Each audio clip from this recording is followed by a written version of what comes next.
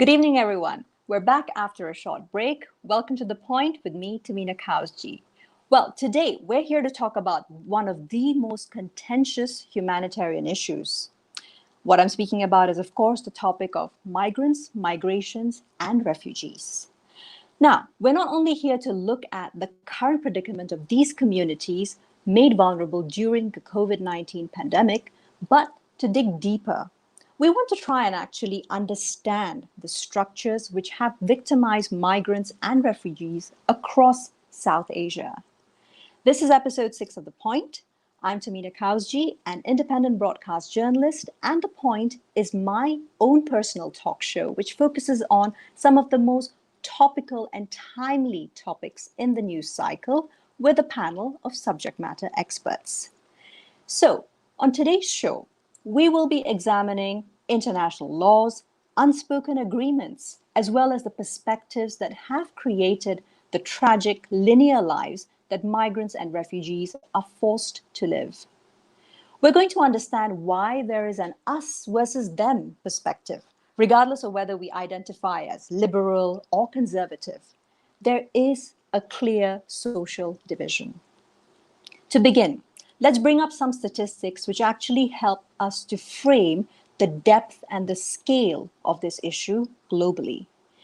Now, by 2019, as the graphics show, according to ILO, the International Labour Organization, the estimate was that there were 164 million migrant workers globally. Meanwhile, also in 2019, UNHCR, the United Nations Refugee Agency, estimated there to be over 70 million forcibly displaced persons worldwide. Now, out of this number, 40% of them, equaling almost 30 million people, are classified as refugees. Well, most of us have actually become familiar with the refugee dilemma from the onset of recent unrest in the Middle East, starting in 2003, and even more recently, the 2017 exodus of the Rohingya from Myanmar. The sheer scale of displaced populations has overwhelmed receiving states with horror stories of deaths on the high seas and even en route. And as if that's not tragic enough, the vitriol of racism, classism, and xenophobia has also become more and more normalized in our societies. For clarity, thus, on today's show, the discussion will be split into two main segments. Firstly, we're here to understand the root causes, legislation, perspectives, and even false narratives that have brought about the crisis that migrants and refugees find themselves living in today. And in the second segment, we will use what we've learned in the first segment to truly examine and look for some solutions and outcomes in the ongoing COVID-19 pandemic scenario. And don't forget, towards the end of the show, we'll also be featuring questions from our viewers, that's you, to our panelists. So please feel free to key in with your opinions, with anything that you're curious about this entire broad issue for our panelists, whether you're logging into Facebook or even YouTube. Now onto the show. It's my pleasure to introduce our first panelist, Phil Robertson, who is the Deputy Director with the Asia Division of Human Rights Watch. Phil oversees HRW's work throughout Asia, especially in Southeast Asia, North Korea, and Japan. Phil also has more than 2 decades of grassroots expertise in Southeast Asia, working on human rights, labor rights, protection of migrant workers, and counter human trafficking efforts with a variety of NGOs, international and regional trade union federations, and UN agencies. Phil joins us from Khon Kaen in Thailand. Good evening, Phil. How are you? Great to see you. Thank you for having me on the show. Pleasure, Phil. Next up, we also have with us Mahi Ramakrishnan. Mahi is a multiple award-winning investigative journalist, activist, and documentary filmmaker.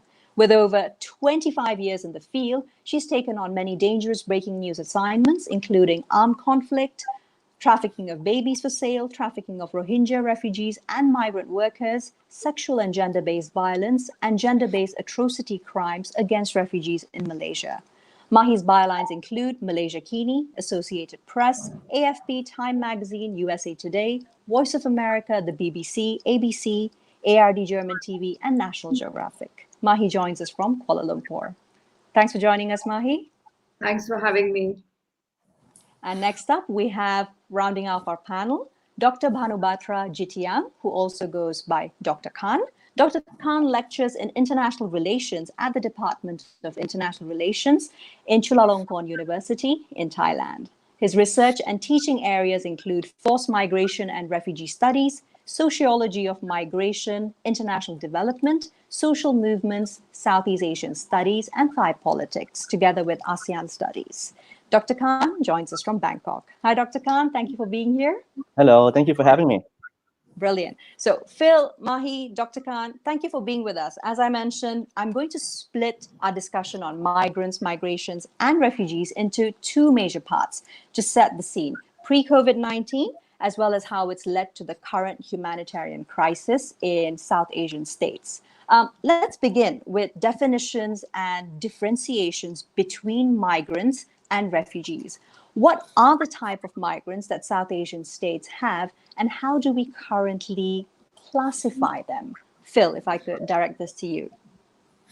Well, when you look at the issue of difference between refugees and migrants, it's quite clear. I mean, there is an international definition of refugees grounded in the 1951 Convention on Refugees and the 1967 Optional Protocol. It's all about people fleeing from persecution. We also have, of course, migrants, and we have migrants that are documented. We have undocumented migrants. We have people who are going through the state-to-state facilitated recruitment processes, and people who simply cross borders. We have also within that the people who are trafficked or people who move voluntarily, but then are pushed into forced labor, as we've seen, for instance, now on Thai fishing boats. So there's a whole raft of different definitions here. The key thing I would say, first of all, is to really differentiate between a refugee and a migrant. And when we talk about, for instance, what has happened recently in Malaysia with the hate speech campaign against the Rohingya, that was targeting people who were refugees and asylum seekers. Whereas the May Day roundups that took place in KL in the so-called red zones, the enhanced movement control areas, those were roundups of people who were primarily migrants from South Asia and Indonesia. And those people did not have documents. And, so it's a different classification, and international law treats them differently as well. Now, from a sociological perspective, Dr. Kaan, can you key in on what some of the problematic areas are, particularly when migrants and refugees cease to have any sort of a border between or classification in the eyes of the general public? So one thing I want to add on to what Phil was mentioning just now is that when you think about the classification just now, it's particularly a political and an institutional construct. So to some degrees, these different terms, right, once it's created, it's dealing many of these people from their stories and relink them through the stories of perhaps the governing structures that really managing these different people or different labels that want to label them. So I think this is something that in sociology you will refer to as the politics of labeling, right? So you label these different people into different categories. For example, when you think about refugees, of course there are the 1951 conventions, but then for many states that are not part or are not a party to the convention, the term refugees may not be recognized, have no legal definitions at all. And different states will come up with their own terms to define these different groups of people. And because of that, now this has an impact on the way in which these people perceive within those different states, right? But then when it comes to the term migrants, the term migrant is more a broader umbrella term that we use worldwide to cover different groups of people, different categories, and so on and so forth. So sometimes many states prefer to use these particular terms depending on the situation. But one thing I want to point out is that these different categories are actually fluid.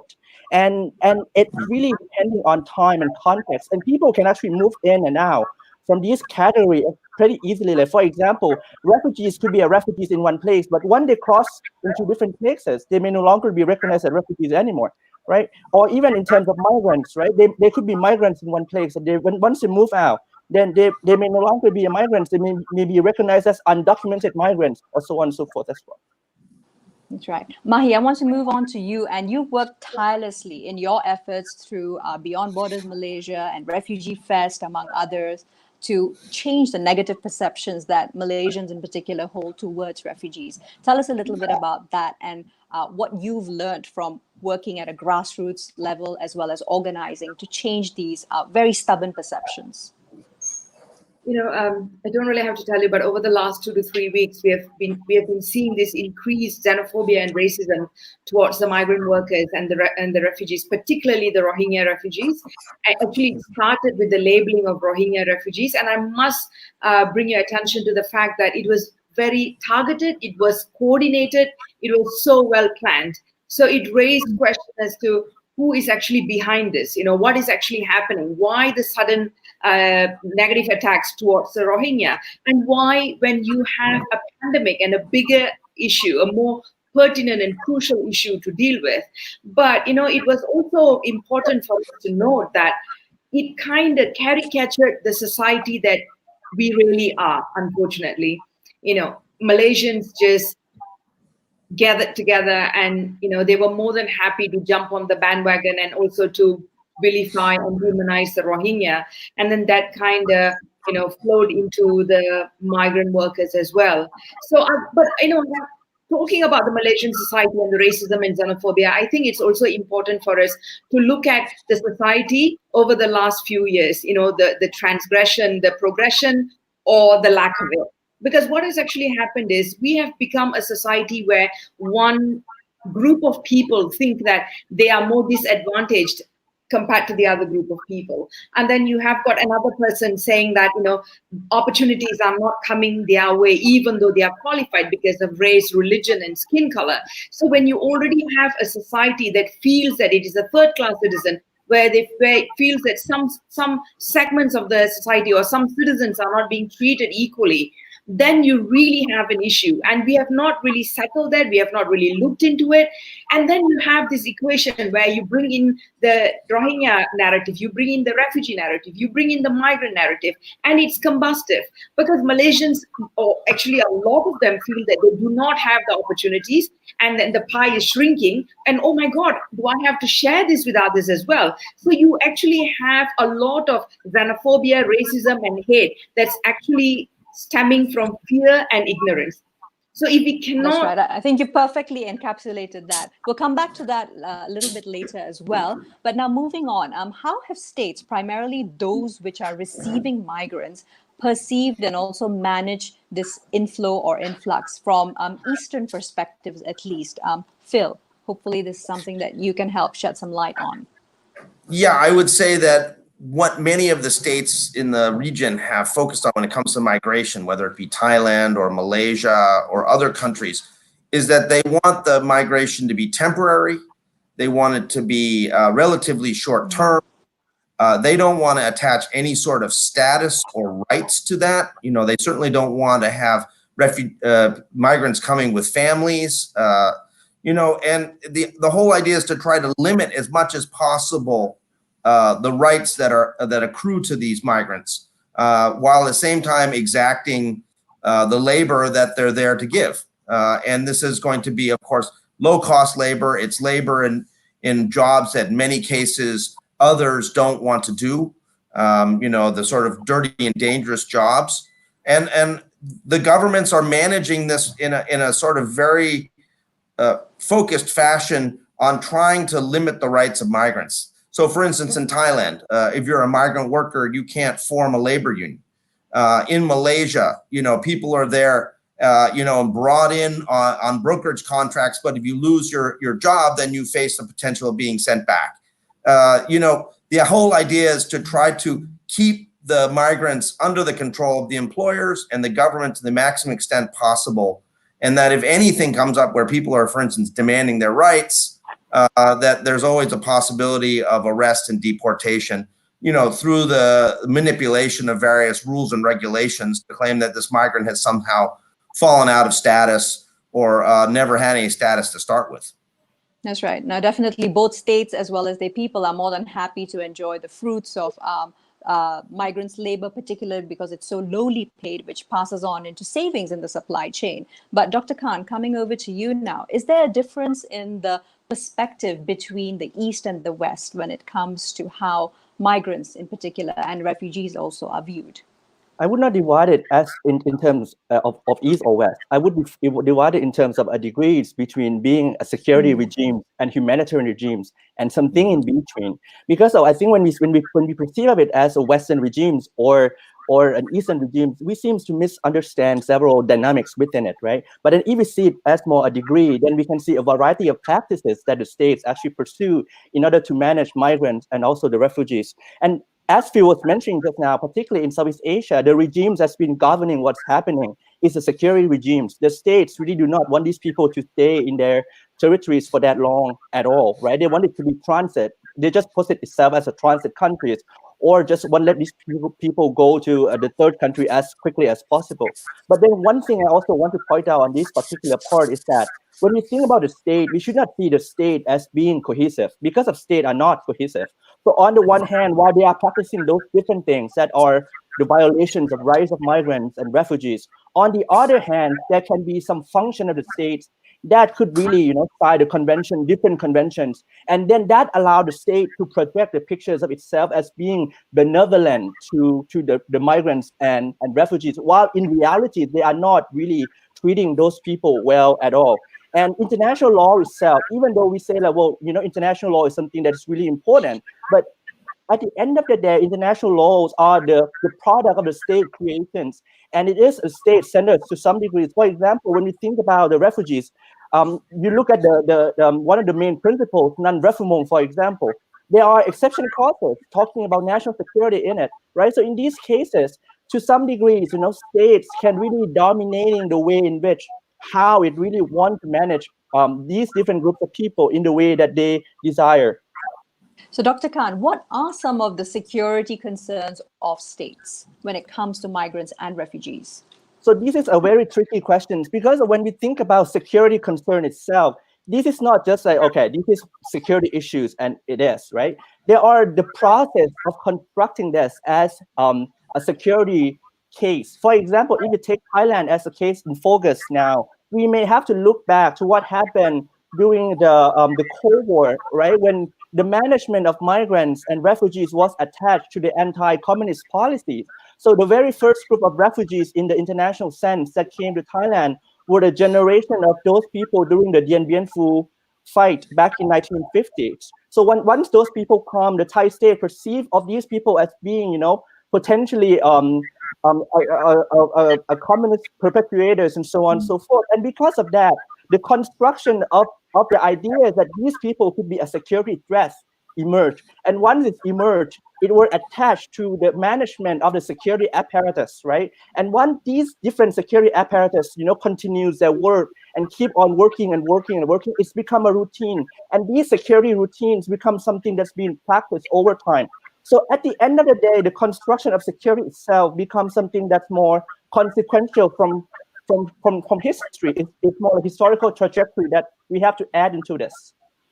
Right. Now, definitely, it has a long history. It's an ongoing process. But from there, Mahi, moving into before even the COVID-19 pandemic and outbreak, what was the scenario like regarding access to healthcare, particularly for migrant and refugee communities in Malaysia itself? Well, I cannot say that there was absolutely no access. There definitely was access. But whether or not it was affordable, now that's the question. Because if you have the UNHCR card, then you get like a 50% discount. But if, for example, it's a refugee woman who needs to, who is going into or who is rushing into a hospital because of child delivery, then what happens is that she has to put down at least a minimum of 2,000 ringgit, which is like $500 before she can even be admitted into the hospital. So you see, the thing is, they are treated like expats in Malaysia, because Malaysia says that it has not ratified the convention, so there is no obligation on the part of the government to actually recognize refugees or their right to work, education, and healthcare. And I do not know how many people know this, but the thing is, while all doctors take the oath to actually treat a patient, they also have, unfortunately, they have to, after they have treated a refugee, inform that they have treated a refugee to the police, that is stationed within the hospital. So there are also lots of refugees, many refugees who are terrified to actually go into a hospital. I have taken refugees to hospitals myself, and the registration fee is 50 ringgit per person. So when I take a few of them, then it becomes quite expensive. So if it's a bit tedious for CSOs working with refugees, what more, for the refugees themselves? So the thing is, it's ironic. We have the Malaysian government going into Cox's Bazar to build a field hospital there, and that's commendable. That's right. But then they don't really have proper, affordable access to healthcare in Malaysia, and this is really sad. That's right. Phil, I'll pose the same question to you. What was the scenario like, at least regionally, for healthcare access for migrant workers, for refugees? Well, healthcare access really comes up with official status, and it also comes up with, again, access and costs. The whole issue of costs and the issues of security are really critical. If a migrant worker feels that they're going to go to a hospital and have to pay a lot of money, and that they may not be understood because, for instance, they don't speak good Thai or they don't speak good English, that's a major barrier to them. And then, in fact, they will usually prefer to either delay medical treatment, or they will try to go to a private clinic where any sort of program that they might be in as a migrant worker is not covered, and they have to pay out of pocket. So it's really quite serious that, there's not a full inclusion of migrant workers and refugees in the healthcare systems, and it's not done in a way to smooth the passage for them to be able to access healthcare. And this becomes a pretty important thing when you start talking about making sure that those communities are then part of a national COVID-19 response. Right. This is the great tragedy that we're seeing in a number of countries across the region, which is that, the government's rolled out these plans to deal with COVID-19, conveniently forgetting that the migrant workers, also are part of the population and are also interacting with the people in the country in a regular basis. So, I mean, we can see this very clearly in Singapore, where, they did all these things and they thought they were doing a superb job, and they forgot about these incredibly crowded migrant dormitories where they had been for better part of 10 years, not just by NGOs, but also by exposés, in the Straits Times and other government-controlled press, that, there is, in fact, a major problem here, and that this crowding has to be dealt with. And, once the COVID got into those dormitories, then they locked them down. So what they're doing now is they're basically creating these sort of COVID-19 incubators in these lockdown migrant communities. And it's not surprising that the number of COVID-19 cases in Singapore has shot through the roof. The difficulty, of course, now is that the migrant workers are the ones whose health are at greatest risk. And a number of them have died. And these people are breadwinners for families back in India and Pakistan and Nepal and other countries around the region.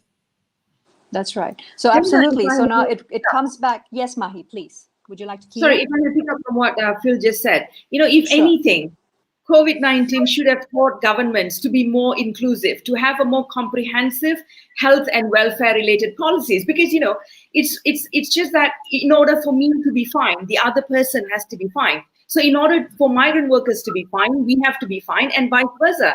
But unfortunately, when you look at the daily briefings by the defense minister, for example, in Malaysia, he is anything but inclusive.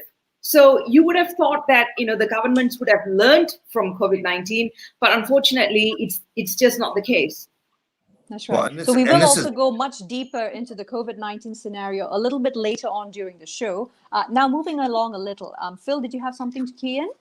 No, I was just going to add that the reality is that what was done in the May Day crackdown in downtown KL basically gave one lesson to migrant workers in Malaysia, which is that if you see any officials, whether they be Ministry of Health or anybody else, run the opposite way. I mean, they basically have lost the trust of a population of people that may total as many as 4 million people in that country. I mean, this is a public disaster.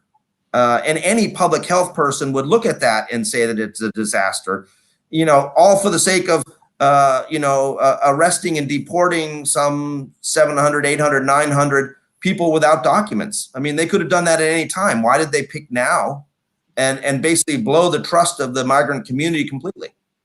Pertinent questions, of course. Now, from there, the psychology of fear and how it comes to dealing with migrants and refugees to Dr. Kaan, I'd like to ask you. So, of course, since 2003, the refugee crisis has been gaining momentum in terms of size as well as impact, especially for states that enjoy economic and social stability, both in Asia as well as the West. But the issue is not new. How far back do we actually need to cycle to understand the structural roots of the modern humanitarian crisis that it has become today? All right, I think that one of the most important things is that there is no exact answers to that. Because as I mentioned before, that history itself is consequential, right? So if you want to trace it back, it might want to trace back all the way to the colonial era and colonialisms and so on and so forth that created all these different races and how different groups of people are divided into different categories and so on. And I think to some degree, the colonial legacies in many places continue to exist and have an impact on what is happening now today. So if we may want to trace back, we may have to go all the way back then. But once again, as I mentioned before, we may not really pinpoint the exact root of these different problems. But one thing that I want to point out though is that these different things, it evolves over time. And when it's evolved over time, it means that it always requires a new thinking, at the same time, a new solutions to these different challenges. So when it comes to new thinking for new challenges, let's now shift the focus back to the Rohingya crisis and the fact that even though there's an increasing volume of Rohingyas still at risk, still wanting to leave Myanmar, why has it been, though, that there has never been a unified stance by ASEAN states to stop this? So I think this is quite a tricky question on my, if you take a look at this, because of, first and foremost, I think that ASEAN really lacks leadership. So any countries that can really want to take an important role in dealing with these situations right now, that's the first thing. The second thing I see is that different ASEAN countries, they're really dealing with their own personal issues and they don't really care about what's going on in other countries, or even if they care about what's actually going on in those different countries, they feel that it's not in their own interest that they might have to intervene, right, to some degree. So in that case, I think it's come down to the interest of the state itself. That's right. So from there, Phil, I'd like to ask you about, is this non-interference of culture of ASEAN states eventually going to unravel, particularly in light of what's happening during the current COVID-19 pandemic? Well, I think that ASEAN has a critical failing. The reality is that ASEAN does very poorly with anything that crosses borders. They're very good at, coming up with statements or sort of grandiose ideas, but they're very poor at actually implementing anything. And this is not just about refugees. It's not just about the Rohingya boat people. We can even look at, for instance, the Indonesian forest fires and the inability of ASEAN to effectively cope with that as well. A different sort of cross-border problem, which is cross-border pollution. The reality is that in countries like Malaysia, we thought we had a leader to try to take on the issue of the Rohingya and demand accountability from Myanmar. People will recall that there was a big rally a number of years ago, actually when Prime Minister Najib Razak was still in power, and he joined hands with PAS to proclaim that he was going to stand firm and fight for the rights of the Rohingya and demand accountability from Myanmar. And it seems to me that, UMNO and PAS have sort of forgotten their place, when we saw this Rohingya hate speech campaign come up 2 or 3 weeks ago in Malaysia, we heard nothing from them. So I don't see any sort of organized solidarity coming out of ASEAN to deal with the issue of what has happened to the Rohingya in Rakhine State, which is, ethnic cleansing, crimes against humanity, and quite possibly genocide. And the Myanmar government is laughing that they are essentially getting away with it. And now though with the economic and socio-political costs, Phil, do you think states will still remain neutral, stubbornly neutral? I think that they basically are not prepared to exert the kind of political will that's required for Myanmar and its military be accountable for what they did to the Rohingya. Ultimately, it's gonna come to North America and Europe. It's going to come to the International Criminal Court and the International Court of Justice to see through accountability. And actually, if you look at votes that have taken place, whether they be at the UN General Assembly or at the UN Human Rights Council, the people who are always defending Myanmar are the other ASEAN states. So, I mean, I think we once again see ASEAN as a club of authoritarians, a club of human rights abusers, a club of governments that are not prepared to actually intervene on behalf of human rights and humanitarian principles in their neighbor's business. Just one thing I want to add on. Just one thing I want to add on yes, to that. Dr. Kaan. One thing that if you look back into history, though, I mean, there was one time that some of the ASEAN countries actually tried to come together and resolve some of the humanitarian crises at that time, and that was during the Indo-Chinese refugee crisis, and that was something known as the Comprehensive Plan of Actions that came out to manage the boat people back then, and that was perhaps the only time that these kind of things that occur. But the thing was that the management itself was not the management at the root cause, but it's the management at the end of the course itself, like how to manage those people who have already came out. And that was also through the support of the international community itself that make it successful. And right. If I may add, Malaysia Yes, does ma'am. have an added responsibility because it is instrumental in bringing Burma back into the ASEAN fold. So, Malaysia has been taking the lead. In fact, like what Phil pointed out, it was Mr. Najib Razak who actually was the first ASEAN leader to say that what's happening to the Rohingya is genocide. So, Malaysia does have that added responsibility, and I really hope that it will take up on that responsibility. Beautifully said, Mahi. So now, as we reach the halfway point of the show, just for anybody who's joining us in the middle of the stream, today our focus on the point is on migrants, migrations, and refugees, with our panel that includes Phil Robertson with Human Rights Watch, Mahi Ramakrishnan, who is an independent investigative journalist, activist, and documentary filmmaker, as well as Dr. Bhanubhatra Kaan Jittiang, who is a lecturer with the Department of International Relations in Chulalongkorn University. Before we move on, though, into the second half of the show, which will be focusing on possible solutions and looking at actionable ways in which states can actually take charge and do the right thing via humanitarian standards for migrants and refugees within their borders, I'd like to actually cut away to a video first to just contextualize the entire situation. This was actually the words of Antonio Guterres, the United Nations Secretary General, way back in April 2020, what actually seems like a little bit of a lifetime considering what's happened in the month or so in between then.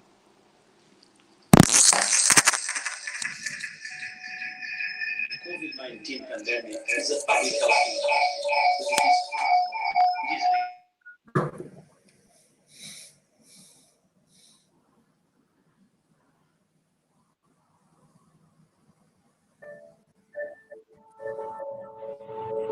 The message is clear.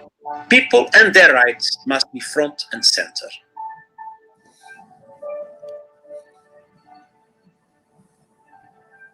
And in all we do, let's never forget, the threat is the virus, not people.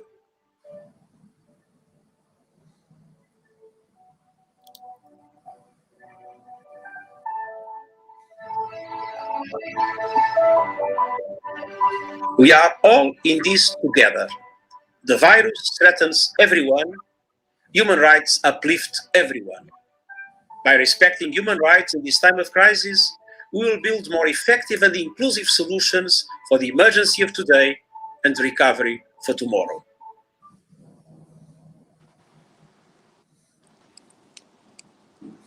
Right, so perspective all the way from April 2020. Now, as we're moving towards the close of May 2020, much has happened. The numbers itself of the COVID-19 infections have soared globally, reaching the 4 million mark. Deaths have also increased. Now, in order for our audiences to have a more rounded perspective, we're now going to move on into examining migrants and refugees during COVID-19 in different regions. I'd like to start with a little bit of a Western perspective first and foremost. Italy, of course, one of the worst hit countries due to the COVID-19 pandemic. They have just announced that they will grant 560,000 undocumented migrants work permits, paving the way for them to become legal residents. Thoughts on this, Phil, and other perhaps encouraging developments globally with regards to status for migrants and refugees? Well, this was a hugely positive step, and I think it was frankly unexpected. And we have seen in Italy a fairly strongly anti-migrant government led by the Northern League as one of the government partners, which has continually raised fundamental problems with migrant workers coming to Italy, and has basically stymied some of the work that had been done to try to rescue migrant workers in the Mediterranean. So the reality is that it's a good first step, but we're not seeing a lot of other countries continue in the same way. I think it is a reflection of reality that Italy, in the throes of a public health crisis, recognizes that they have to have all the people in the country accounted for and part of the COVID-19 response. You can't sort of push aside a group because of their status and ignore them, because as Antonio Guterres said, everybody can get the virus, and the real enemy is the virus, not the people. That's right. Now, meanwhile, though, in a lot of South Asian states, we have seen during COVID-19 lockdowns, low-wage migrant laborers, refugees, and the stateless, whose economic contributions become negligible during this new normal, they become further oppressed and repressed, incarcerated, deported, all while at increased risk of contracting COVID-19. Dr. Kaan, in your perspective, what are some steps that South Asian states need to start taking if you're going to be not just logical, but also impactful and effective in controlling the spread of COVID-19 when it comes to these vulnerable communities? So there are two things that I think I have to start off first. First of all, we have to divide it thinking about those in the camp settlement and those perhaps in the urban setting. Because for those particularly in the camp settings, if we may want to take you to the case of the Rohingya in Cox's Bazar, for example, it's 800,000 people living in a certain space together, and it's almost impossible for these different groups of people to have a social distancing, right? So recently there was a discussion by Paul Speaker, who is a chief of the public health of UNHCR, who mentioned that perhaps the best way to think about this is to do something like, for example, there's a term called shielding, that we may have to protect those elderly and the most vulnerable among them first, and then at the same time something about the task shifting, thinking more about those who already engaged with the camp populations to redo different kind of things. Like, for example, they might be trained to become a nurse and so on and so forth. Apart from that, in the urban setting now, I think it's the problem is that because of access to healthcare among urban refugees or urban migrants is very limited already. It doesn't mean that it doesn't available. It's there, right? But the thing was that to some degree, states in the Southeast Asian regions and also in South Asia in general, they don't really want these people to gain access to those services. So I think the problem right there is the perception of the state itself.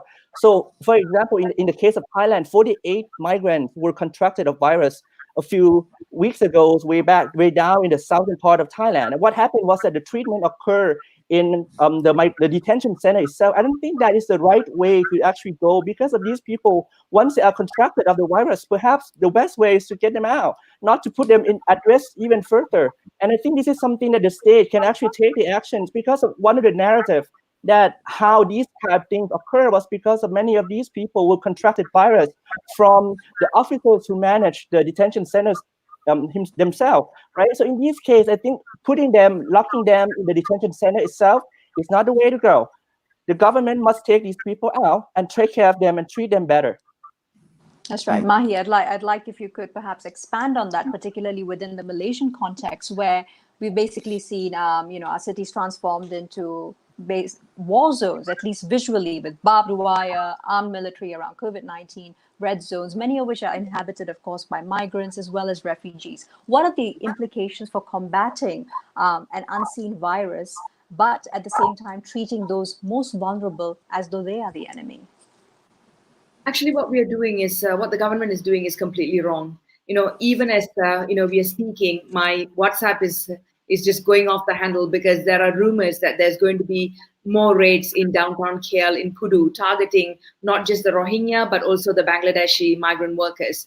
So it doesn't make any sense for the government to be cracking down and raiding these places at this point in time, going back on their words, because now what they have done is they have pushed all the migrant workers away, and no one is going to come and get themselves tested. So, our ability to actually deal with this, with the pandemic, and to find a solution quickly, and in a feasible manner, is literally going down the drains as we speak. And I was in Selayang today, and I see that most of the areas, the barbed wires are off, but around the markets where the migrant workers are working, the barbed wires are still on. And then we have ministers saying that no migrant workers, especially the undocumented migrants, will not be allowed to work. And then we have someone who's in charge of Kuala Lumpur saying that he is going to make sure that he rids KL of any undocumented migrant workers. So language such as this is toxic, it's hostile, it's vile, and it's sending wrong messages to the society, which is already riled up, which is already fearful and based, and that fear is based on ignorance largely. So we are really not looking at a good ground situation where Malaysia is concerned. That's right, absolutely. Phil, to delve a little bit deeper, Malaysia also, as a state that has not signed the 1951 Refugee Convention, International Convention on the Protection of Rights of All Migrant Workers and Members of their Families, does Malaysia then, as a state, have a mandated duty towards providing for the well-being of migrants and refugees?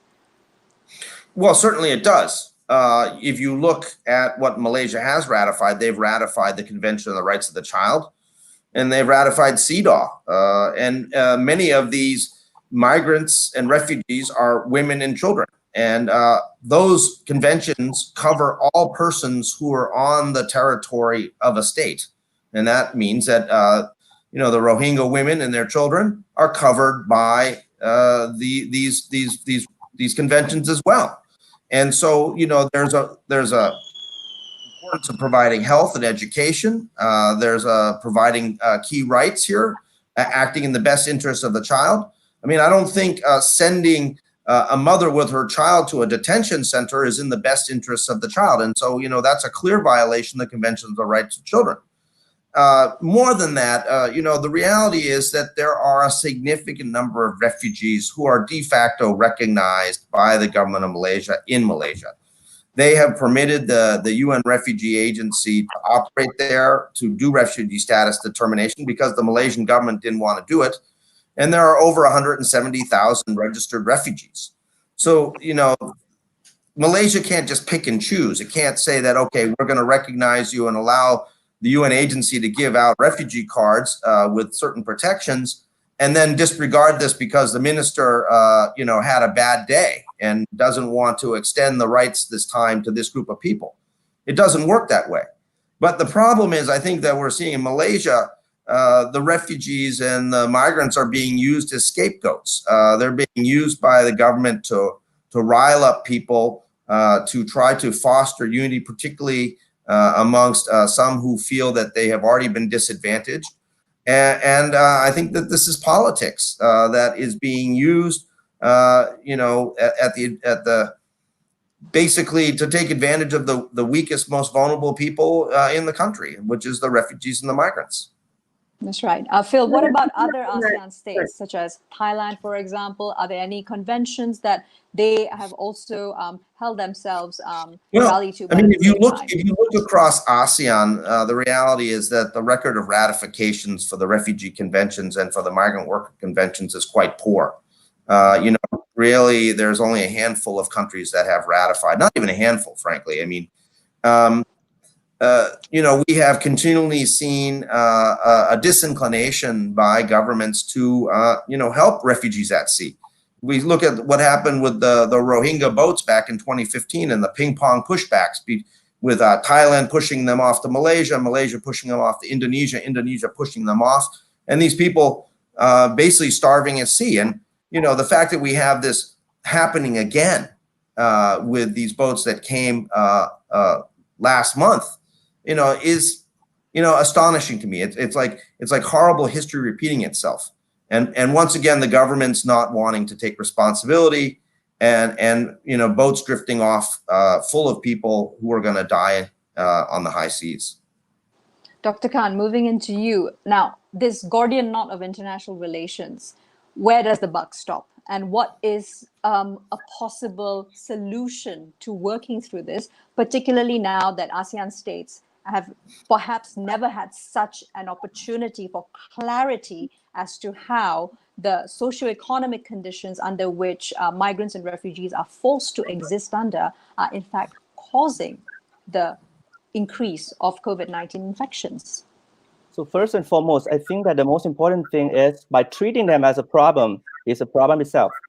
So I think that's a problems about a perspective and how the state treat these different groups of people, right? I mean, that's the first thing that the states really need to address. And then not only the states that have to address these particular issues, but also the public as well, to change the perceptions towards these different groups of people. So one of the things that I want to mention is that sometimes when you think about, for example, refugees, which is my area of expertise, we always think of refugees in terms of humanitarian issues or even in terms of security issues, but we neglect some other perspectives that can be put in. For example, thinking of them as an agent of development, that they have human dignities, they can have their own agencies, that they can work and they can really live their livelihoods and once again grows and develop further. I think this is the kind of things that we're not really seeing in these regions. That's the first thing. And the reason why we don't really see that was partially because of these states really want to push these people outside of their territories, while in reality, they can really contribute positively to the economies and also to the social and political decisions and so on and so forth. So let me give you some examples from what happened elsewhere in the world.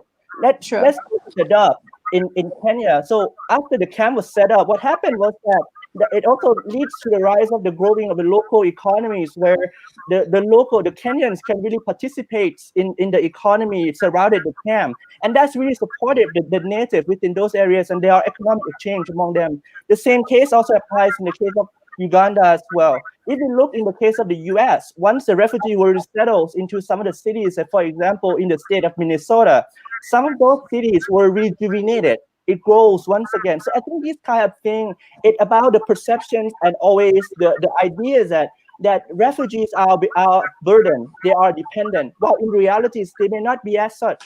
So I think the first and foremost, treating them as a problem is a problem. That's right. So Dr. Kaan, of course, you've given us some more globalized examples. Mahi, you've worked deeply with the refugee migrant communities, particularly in Malaysia. What are some perspectives that you are able to share with us about how, despite the fact that it may not be officially documented, they do have enormous, not just economic, but also cultural and social contributions that they make to our society. And they should not only be allowed to live in whichever land that they migrate to, forced migration or otherwise, just because they bring economic value. If I'm not mistaken, last year, IDEAS did a report, a very comprehensive report, looking at the economic contribution of refugees to the Malaysian economy. And they said they estimated it at 3 billion ringgit if refugees are allowed to work in Malaysia. And they also said that it's going to increase tax revenues by at least a minimum of 50 million ringgit a year until the year 2024. Now, more than that, I actually 5 years ago founded a refugee festival, which looks at refugees performing, whether it's poetry, music, dance, theater, film presentations, photography, as a way of actually conveying their own aspirations to the government and to the people. And that festival was also used as a platform to connect the refugees with the Malaysian society. So the thing is, it was incredible, and it was actually, it took Malaysia completely by surprise, because they did not know that there is that wealth of artistic talent amongst the refugees. So we have theater directors and incredible photographers and filmmakers and people who can tell stories, who can write, who can sing, and who can do poetry. So I think it's incredibly important that these people are given enough avenues and opportunities and chances to keep showcasing their talents. And it's also imminent that we have Malaysian artists coming together to perform and to invite refugees to perform. I would like to talk about how Joe Pukatas has actually come forward to work with the refugee community, with the refugee actors as well as poets. And this has enriched the Malaysian theatre scene. So I have the confidence that if this is allowed, if more and more artists can actually come together and come forward to work with the refugee communities, then our performing arts scene is just going to go somewhere. Exactly. Now, outside of the performing arts scene and how it has been enriched, let's move now into Singapore and go a little bit deeper into how their recent upsurge in COVID cases, currently reaching almost 28,000 cases, largely stemming from the migrant workers. Now, Phil, do you feel that the attitude of the state and the private sector in more developed economies such as Singapore's is actually to blame completely for this? And what about the strategic culture of these wealthier economies is actually led to the fact that they have institutionalized neglect of their large migrant worker population? Not just Singapore, you also have, of course, Saudi Arabia, UAE, all of who've also seen huge upticks in COVID cases, specifically among migrant workers. Well, let's start with Singapore. Singapore is clear as a case of failure, of negligence to provide the necessary living conditions for migrant workers to be able to live healthy lives. And the reality is that this has been known for a long time. As I mentioned earlier, the exposés about migrant housing, the lack of hygiene, the lack of sanitation, the lack of potable water and running water, all those things have been out there for quite some time, and it wasn't any secret. And the thing is that the Singapore government collects a migrant worker duty that ranges between 500 to 900 Singaporean per worker per month. This is a massive amount of money. And instead of reinvesting that in systems and housing and other things that would benefit migrant workers, the government of Singapore just put it into the general budget. They just put it in their back pocket.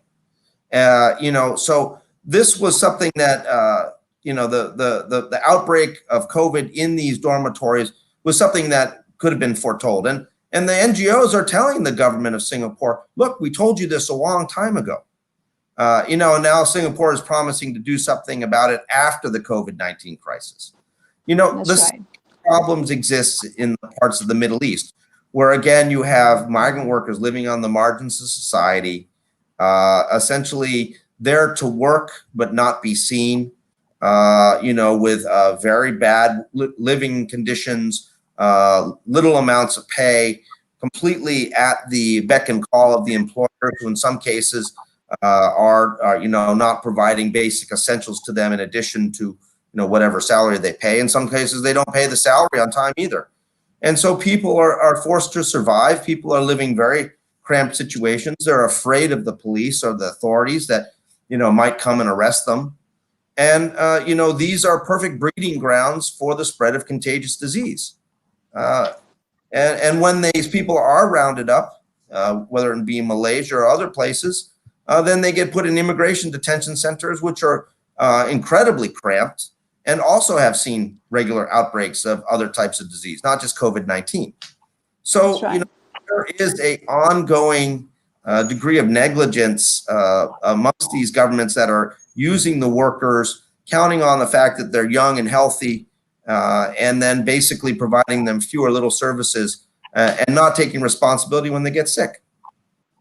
Dr. Kaan, your perspectives on the same. All these sophisticated states and economies, many of them built completely on the backs of migrant labor, and the mistreatment that goes on during COVID-19, though, of these same migrant workers who fall ill due to institutionalized neglect.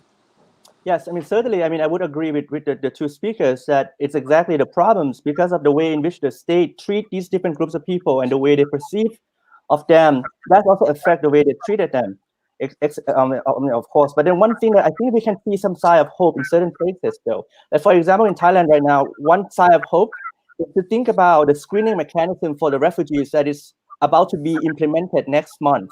But with this screening mechanism, what happened is that even though Thailand is not a part of the 1951 convention, what happened is that there is a chance that some groups of people could be determined to become people seeking protection. So it's a different terms, alternative terms to refugees that they want to use. But once again, the real concern is this. Number one, with these national screening mechanisms, there's no guarantee right to work. So these people cannot work anyway.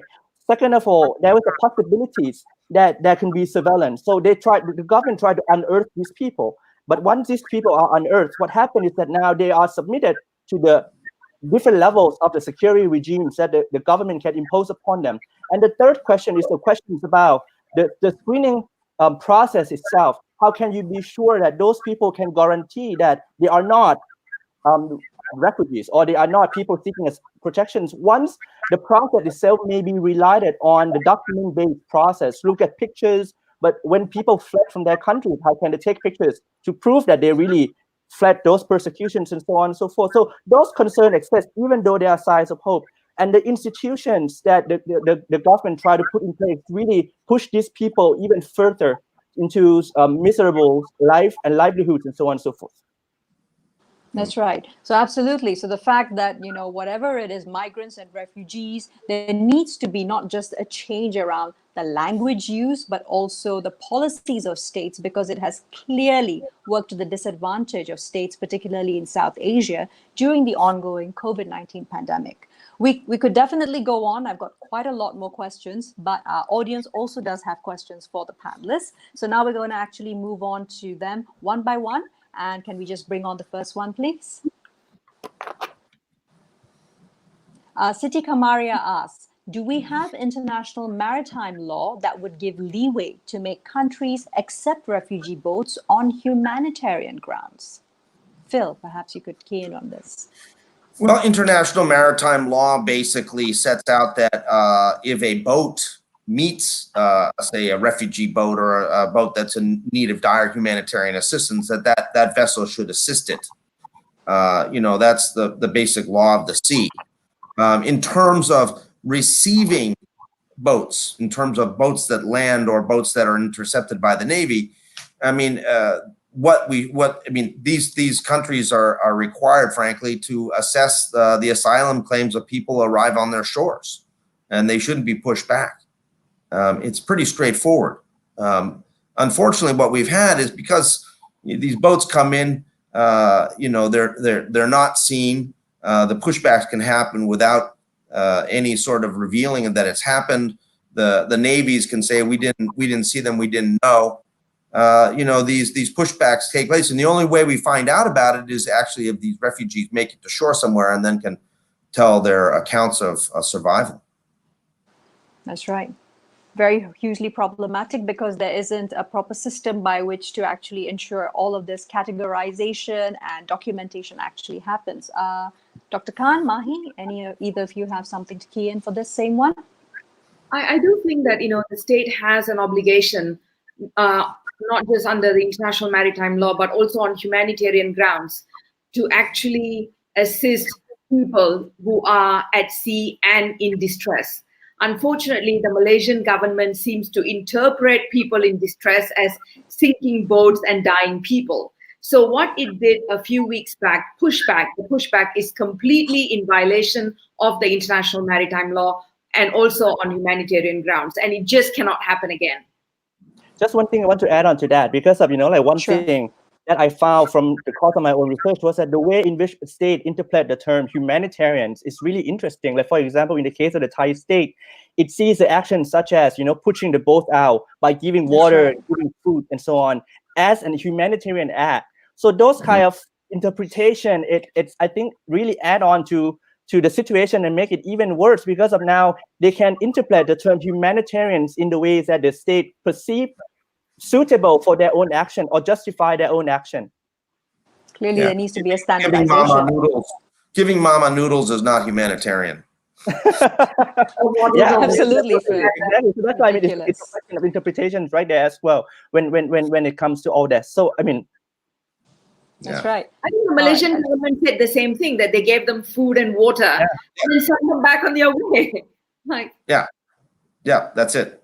That's the whole game of the ping pong pushback. Oh, we gave them some food and water and send them back, and it is acceptable. Yeah, that's right. Yeah. Rather than let's all come to the table and sorry, just want to say one more thing. Because of this kind of practice and this kind of language is not new at all. During the time of the Indo-Chinese both people, the same language exists.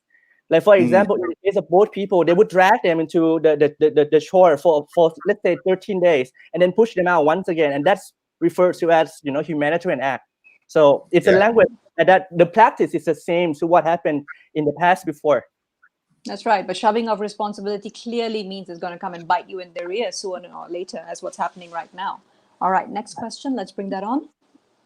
Akmal Zulkifli asks, what should be the most viable way forward in addressing refugees, illegal migrant workers in the current climate of fear over the COVID-19 pandemic, with governments closing down national borders, clamping down on illegal migrants, etc.? Surely this is a global concern, not just limited to Southeast Asian countries. What are the concerns for governments to consider in balancing their approach, that is national security versus interest versus humanitarian concerns? Any thoughts from the panel? Well, I think they should take a public health response. The idea is to deal with the COVID epidemic, to deal with the virus, to deal with the spread of the virus. And that public health approach focuses on involving communities, finding community leaders to help spread the message through communities, active participation in preventive measures, also active prevention in identifying cases and doing the tracing. These countries around the world should put a hiatus on arresting and deporting people. They should recognize that everybody in place now needs to be dealt with from a public health perspective and from a human rights perspective. And that when the COVID-19 epidemic is dealt with, then there has to be a reconsideration of what to do next.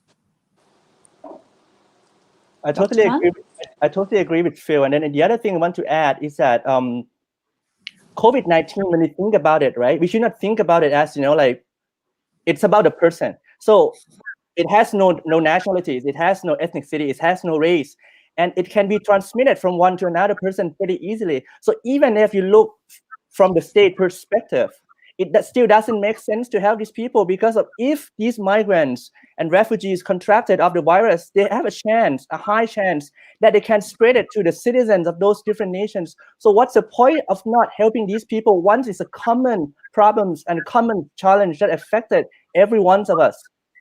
That's right. And if I may add, what the Malaysian government cannot be doing is pushing its responsibility onto employers. For example, it came up with an announcement saying that it is now the duty and the responsibility of the employers to actually pay for the COVID-19 tests for migrant workers. Now, this is not going to happen. What's going to happen is that you're going to have migrant workers who are not going to be tested. And like what Dr. Kaan said, COVID-19 is highly contagious, and we really need to look at a comprehensive health policy, which will include everyone who makes up the Malaysian society, whether they are Malaysians, the poor people, undocumented migrant workers, stateless, documented migrant workers, refugees, asylum seekers, everyone. It is the responsibility of the government to make sure that they are all tested and that it can be done in a safe and secure environment. This is really not the time to go after them, not the time for raids, and certainly not the time to push responsibility onto the employers. That's right. Now we have another question, this one coming from Midori Uchiyama. Hi, from Tokyo, Japan. As one member of East Asia, what could Japan do for the situation where refugees in Malaysia face difficulty? This is for all of you. Well, obviously, I would hope that Japan would, first of all, encourage the Malaysian government to take a progressive, rights-respecting approach towards refugees, especially during the COVID-19 crisis. The Japan Ministry of Foreign Affairs says that they have a human rights-based policy that is principled, but we don't see it very often. And Japan has a lot of clout with governments like Malaysia, and it should use some of that effective leverage to demand that they do the right thing and treat refugees fairly and humanely. Well said, Phil. Thank you. And we've got one more question. Let's bring that in. Nicolette Theophin, who asks and says, thank you for the illuminating discussion. Is there anything we as normal citizens can do to help the situation with migrants and refugees? I think one thing I want to say is that, first of all, I mean, it's not simply just about our role itself, but then it's our awareness itself, that we have to think about these people, that they are the one who are part of our society. So the questions of awareness and perceptions that we have toward these people is a must change, and it's a must that we have to really shape it in a way that would be beneficial to these people. But to some degrees, I also say that, okay, of course, many people talk about donations and so on and so forth, but how can we make those things sustainable? One of the solutions that I think is viable and probably durable also is thinking in terms of the refugee-led organization and support that we can provide it for the refugees and also for the migrants to be able to sustain themselves based on their own projections and their own initiatives and so on and so forth. So I think the kind of support that we can have towards them would be really important, and the change of the awareness itself among us would be really important as well. Yeah, I would add to that many of these migrant and refugee communities, many of them are working in an undocumented fashion. They're not making a lot of money. Like everyone else, they are out of work now because companies or businesses or restaurants or other things have shut down. They're afraid to move around because of possibility of arrest. And so many of them are going to be facing a food security crisis. They're just not going to have enough food. So I would say that people can also work with refugee organizations and NGOs and communities and try to find out what basic needs refugee and migrant communities need and find a way to help fulfill those. That's right. Now, to end off the conversation, I'd also like to ask the panelists, all of you, something that is critical at this point in time. So with citizenship laws becoming more rigid, how do we actually shift the conversation at this critical juncture to be inclusive in a time when it is convenient to divide and label? Mahi? Every time we talk about the refugees, the conversation is always about how, even though Malaysia has not ratified the convention, but it has allowed for refugees to live in Malaysia. I think this narrative has to shift. We need to remind the government that it has a moral obligation and a duty, and also, on humanitarian grounds, it has a responsibility because it has ratified other conventions, as Phil pointed out, and is also aligned with the Sustainable Development Goals 2030. So we need to keep reminding the government that it has a responsibility to actually promote and protect the interests of the refugees. And more than ratifying the convention, I believe in people's power. I believe in people coming together. So, it will be great if Malaysians can make themselves a bit more aware of the situations faced by the refugees and actually lobby the Malaysian government to not ratify the convention because it's going to take a long time, but actually to use existing legal framework like the IMM 13 to give the refugees immediate right to work, because that will ensure that they can sustain themselves, that they can take care of themselves, that they can put food on the table for themselves and their families. And this right can then be expanded to include right to education and healthcare. So we really need Malaysians to come together to look at these people, as human beings, and to lobby the government, because I believe that if we do it together, then things will change. Brilliantly put. Phil, from your side of things, is there any way to look at the current crisis? I think it covers a little bit of the ground that I said earlier, but the real inclusive approach is the public health approach. And, if we take to heart the message from the UN Secretary General that we're all in this together and that human rights has to be a core of this because, the enemy is the virus, not other people, then we will take a public health approach that recognizes that everyone has to be kept safe from the COVID-19 pandemic. And that means whether you're a refugee, a migrant, a citizen, a stateless person, what have you, everybody is the same. Everybody has to be treated with dignity and respect in a way that ensures that their health is protected and that we, able to defeat this pandemic together. Dr. Kaan, to round it off. All right, so just one thing. With the regards to refugees, I think what we're going to be seeing in the near future is the fact that resettlement is going to be highly limited.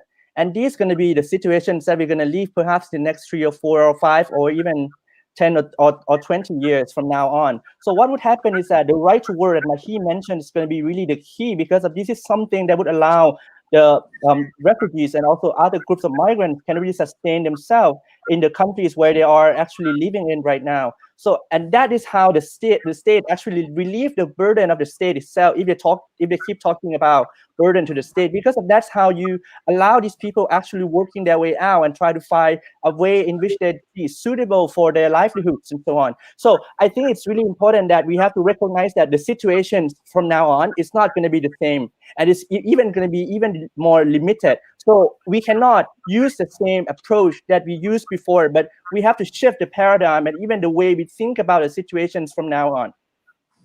Right. Brilliantly put. Thank you all so much for joining me on this more than an hour-long panel. Phil, Mahi, Dr. Kaan, it's been brilliant having you. I'll see you backstage in the broadcast studio, and I'll just finish off the show with a conclusion before getting back to you. Thank you so much. Thank you. Thank you. Thank you. Well, the dilemma of migrants and refugees has beleaguered the international community since the founding of the United Nations, all the way back in 1945. 75 years down that road, with clear lack of cohesive political will, it's very easy to be seduced by the singularity of our own narratives, when the simple truth is we are not all in the same boat during the COVID-19 pandemic. Migrants and refugees today face not only the heightened threat of disease, but also a constant barrage of online hate speech, of arrest, incarceration, deportation, demonization, of being invisibilized and stereotyped, which results in our societies, our politicians losing all perspective about the daily lives and sufferings of these communities, made even more vulnerable now than ever. All of this allows us to forget that there is such incredible strength, perseverance, pain, triumph, and even glory in their stories, which are in fact humanity's oldest shared story. Yes, that story is the story of migration and how it has ensured our survival as humans. Since the beginning of time itself. Never mind just the last 75 years. How can we then stay silent or be complicit as states target these oppressed and repressed communities when in fact our common well-being has never been more interlinked?